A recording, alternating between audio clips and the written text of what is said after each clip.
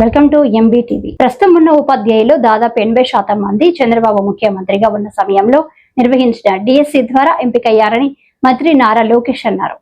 ఇప్పటి వరకు మొత్తం 13 డిఎస్సీల ద్వారా 1.80 లక్షల మందికి పైగా ఉపాధ్యాయులను చంద్రబాబు నియమించారు. మెగా డిఎస్సి ఫైల్ పై తొలి సంతకం కూడా చంద్రబాబే చేశారు.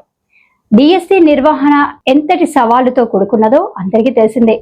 అయినా కూడా సీఎం ఆదేశాలపై మెగా డిఎస్సిని విజయవంతంగా నిర్వహించి ఉపాధ్యాయ నియామకాలు పూర్తి చేశారని అన్నారు.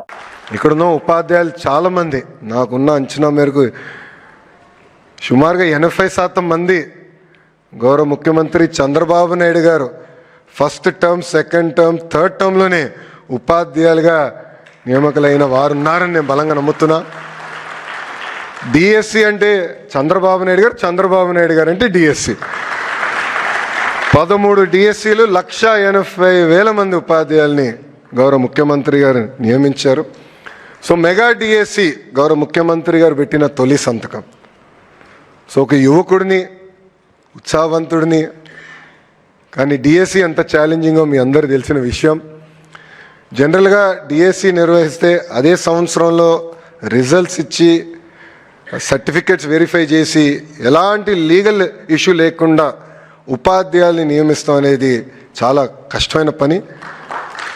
అలాంటిది గౌరవ ముఖ్యమంత్రి గారి డైరెక్షన్లో నిజంగానే మన కూనా సార్ని, విజయరామరాజు సార్ని నేను అభినందిస్తున్నా.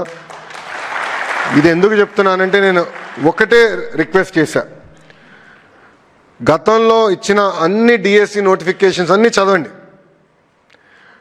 కోర్టుకు వెళ్ళిన కారణాలు కూడా చదవండి, లూప్ హోల్స్ ఎక్కడెక్కడ ఉంటే అది ఫిక్స్ చేయండి, ఈ డిఎస్సి ఆగేదానికి లేదని చెప్పాను. సార్ ఇప్పటికీ దాదాపు 70 కేసులు పడినాయి సార్, కానీ డిఎస్సి ప్రక్రియ ఎక్కడ పాజ్ పడలేదు. సెప్టెంబర్ మాసంలో ఈ 16,347 మంది ఉపాధ్యాయులు టీచింగ్కి వస్తారని ఈ సభాముఖం తెలుపుకుంటున్నా.